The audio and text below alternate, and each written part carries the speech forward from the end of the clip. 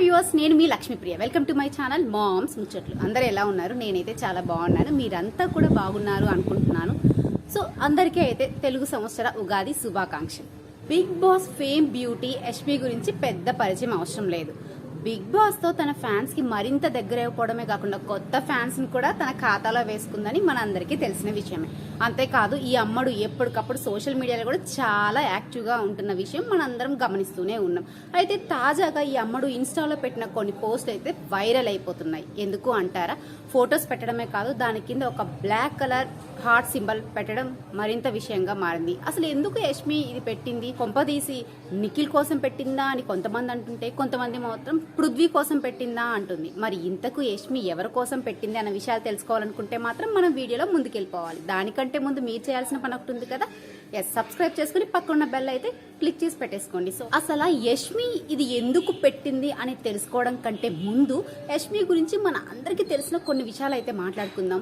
Basic గా యష్మి చాలా బోల్డ్ and తనకి ఏదనిపిస్తే అది మంచైనా చెడైనా ఎవరి గురించి అయినా ఓపెన్ గా అప్పటికప్పుడు అయితే తన ఒపీనియన్ అయితే చెప్పేస్తుంది.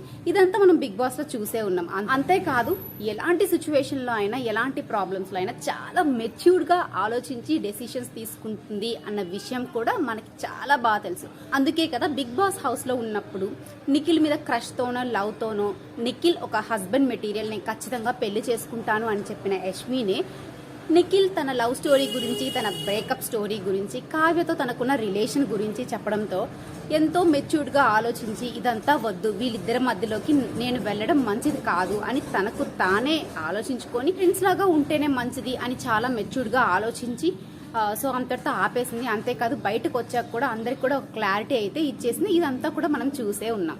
ఈ పోస్ట్ పెట్టడానికి నిఖిల్ కారణం కాదు అన్న విషయం అయితే మనందరికీ క్లియర్గా తెలుసు. ఎందుకు అంటే తను ఆల్రెడీ మేము ఫ్రెండ్స్లా ఉంటున్నామన్న విషయం ఎప్పుడో చెప్పేసింది కాబట్టి నిఖిల్ అయితే కారణం కాదు. అలాగే పృథ్వీ కూడా కాదు. మరి ఇంకేంటి అనుకుంటున్నారా? ఏముంది, యష్మి ఏదో షూటింగ్లో ఉండుంటుంది, తన తోటి నటులో లేకపోతే డైరెక్టరో ఏదో మాట అని ఉంటాడు.